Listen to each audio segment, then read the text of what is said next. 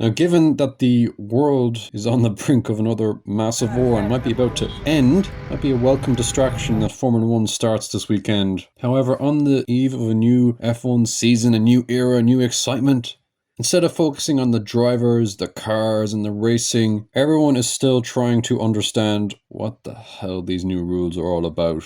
And I'll be honest with you, I'm still struggling to understand them reading through all these articles. They really have screwed us all over with these rules. The worst thing about it is that this first weekend in Albert Park is reportedly the second worst track for braking in any of the calendar for charging battery energy, which means we're going to see cars having to constantly save batteries along this track, having not much of a braking zone to save them in those areas. It will be a lot of lifting and coasting and super clipping. Now, some might say this is really bad to have the second worst track on the calendar for these cars first, but I would say it's probably a good thing because it really showcases how bad these regulations are. This, of course, will lead to a huge loss of spectacle as the cars just max out in the middle of a straight effectively and don't go any faster. Now, after having read news articles and the FIA's ridiculous rules, trying to understand them, I'm having troubles understanding them.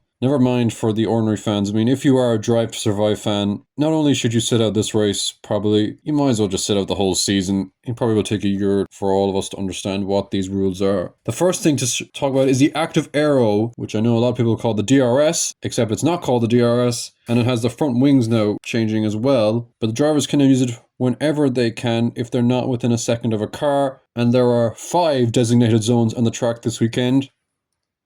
And why do they still have this if it doesn't give a benefit to the car behind? Basically because they're worried the cars are going to be so slow that they had to employ this rule down the straights to at least take the load off those pathetic new batteries and engines. The overtake mode, which is the new DRS, but it's not the DRS, detection point, it will be at turn 13 and can be deployed from turn 14. This means the drivers will have extra power from their battery if they are within a second of the car in front at that point.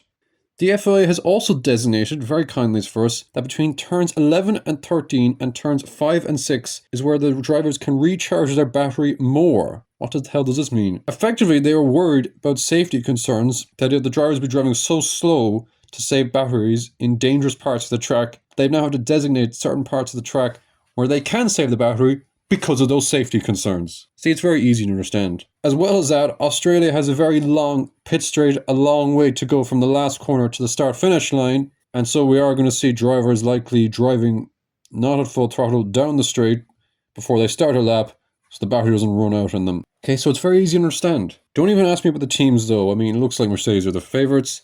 One thing is absolutely certain is Aston Martin are going to be god-awful. I mean, the admission from Adrian Newey that their car is unsafe, that it might cause nerve damage because the car is literally shaking the car and its drivers to pieces. It means it's unlikely that either car will finish the race for those safety reasons.